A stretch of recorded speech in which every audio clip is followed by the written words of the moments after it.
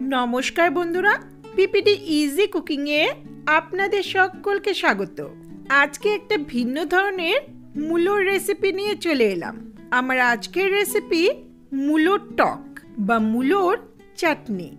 মূলোর অনেক রকম সবজি আমরা প্রায় খেয়ে থাকি, তবে মূলো দিয়ে যে অসাধারণ স্বাদের টক বা চাটনি বানানো যায় সেটা হয়তো অনেকেই জানেন না। আমার মনে হয় যারা মূলো খেতে পছন্দ করেন না তারাও এই চাটনিটা মজা করে খাবে। খুব সহজ, সিম্পল, দারুণ একটা পুরনো দিনের রান্না। আশা করছি রেসিপিটা আপনাদের ভালো লাগবে। ভালো লাগলে লাইক, কমেন্ট, শেয়ার করবেন আর চ্যানেলটাকে সাবস্ক্রাইব করে পাশে থাকবেন। রেসিপিটা শুরু করি।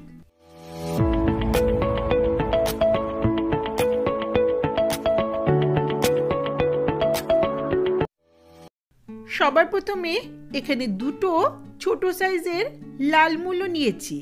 আমি এই মূলোগুলো ভালো করে ধুয়ে নিয়েছিলাম। এখন এগুলো একটা পিলার দিয়ে খোসা ছাড়িয়ে নিচ্ছি। যদিও খোসা না ছাড়িয়ে মূলোর টক বানানো যাবে। সাধারণত সাদা মূলোর থেকে লাল মূলো দিয়ে এই টক বা চাটনিটা বেশি ভালো লাগে। এগুলো খোসা ছাড়ানোর পর পাতলা স্লাইস করে কেটে নিয়েছি। বেশি মোটা করে কাটলে এর স্বাদটা ভালো হবে না।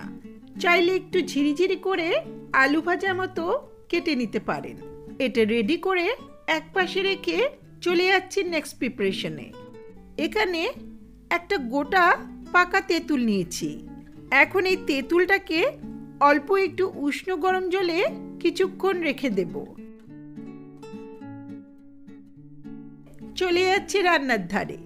গ্যাসে একটা কড়াই বসিয়ে খুব সামান্য প্রায় 1-2 টেবিল স্পুনের মতো সর্ষের তেল ভালো করে গরম করে নিচ্ছি।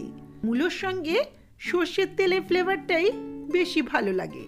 তেল ভালো করে গরম হলে এখন এতে ফোড়ন দিচ্ছি 1/2 টিস্পুন কালো সর্ষে বা রাই, আর দিচ্ছি একটা শুকনো লঙ্কা। চাইলে সর্ষের পরিবর্তে 5 ফোড়ন বা মেথি দানা ব্যবহার করতে পারেন। ফোড়নটাকে কয়েক সেকেন্ড ভেজে নেব। ফোড়ন ভাজার সুন্দর গন্ধ বেরোলে এখন স্লাইস করে কাটা মূলোগুলো দিয়ে দিচ্ছি।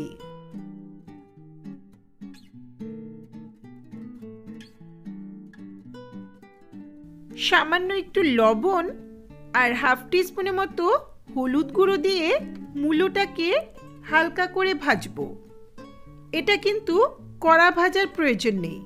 মূলোটা একটু সেদ্ধ হবে আর হালকা ভাজাও হবে, তাই ঢাকা দিয়ে লো ফ্লেমে এটা ভেজে নেব। কিছুক্ষণ পর ঢাকাটা তুলে নিচ্ছি। এরই মধ্যে আমি বেশ কয়েকবার ঢাকাটা তুলে মূলোটা নেড়েচেড়ে দিয়েছিলাম। এখন মূলোটা হালকা ভাজাও হয়েছে, 80% মতো সেদ্ধ হয়ে গেছে। এখন এই মূলোটাতে দিচ্ছি বড় 1 কাপ জল। ঠিক একই সঙ্গে 1 কাপ মতো গুড় দিচ্ছি। গুড়ের পরিবর্তে চিনি ব্যবহার করা যেতে পারে, তবে গুড়টা কিন্তু হেলদি অপশন। অনেকেই মূলোটাকে আলাদা ভাপিয়ে জলটা ফেলে দেন। এই প্রসেসে রান্না করলে মূলো সেদ্ধ করে জলটা ফেলতে হবে না, আর মূলোর খাদ্যগুণটাও নষ্ট হবে না। এখন লো মিডিয়াম ফ্লেমে কিছুক্ষণ রান্না করব, যতক্ষণ না গুড়টা ভালো করে মেল্ট হয়ে যাচ্ছে। গুড়টা ভালো মতো গলে গেছে, মূলোগুলো প্রায় সেদ্ধ হয়ে গেছে। এই পর্যায়ে এখন যে তেঁতুলটা ভিজিয়েছিলাম সেটা ভালো করে চটকে ঠিক এইভাবে দানাগুলো ছেঁকে তেঁতুলের জলটা দিয়ে দিচ্ছি। আপনি যতটা টক বা মিষ্টি খেতে চান সেই আন্দাজে তেঁতুল আর গুড়ের পরিমাণটা অ্যাডজাস্ট করে নিতে পারেন। ভালো করে মিশিয়ে নিয়ে আরও 2-3 মিনিটের মতো লো মিডিয়াম ফ্লেমে রান্নাটা হতে দেব।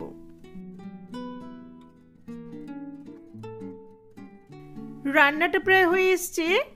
যারা মূলোর গন্ধ পছন্দ করেন না তারা এই রান্নায় সামান্য একটু দারচিনি গুঁড়ো ব্যবহার করতে পারেন। এখন সবশেষে দিচ্ছি 1/2 কাপ মতো নারকেল কোড়া। নারকেল কোড়া দিলে রান্নার স্বাদটা ভালো হবে, তবে এটা অপশনাল। আর বেশি রান্না করার প্রয়োজন নেই। ভালো করে মিশিয়ে নিয়ে একবার একটু ফুটিয়ে নিলে এখন গ্যাসের ফ্লেমটা অফ করে কিছুক্ষণ ঠান্ডা হতে দেব। তৈরি হয়ে গেল দারুণ স্বাদের মূলোর টক। বিশ্বাস করুন, এটা দেখতে যত ভালো লাগছে, খেতে কিন্তু আরো অনেক বেশি মজার। যারা আগে কখনো মূলো দিয়ে এভাবে টক বা চাটনি ট্রাই করে দেখেননি, তারা অবশ্যই আমার ভিডিও ফলো করে রেসিপিটা ট্রাই করে দেখবেন। ভালো লাগলে লাইক, কমেন্ট, শেয়ার করবেন আর চ্যানেলটাকে সাবস্ক্রাইব করে পাশে থাকা বেল আইকনটা অবশ্যই প্রেস করবেন, যাতে আমার ভিডিওর নোটিফিকেশনগুলি আপনাদের কাছে সহজেই পৌঁছে যায়। ধন্যবাদ।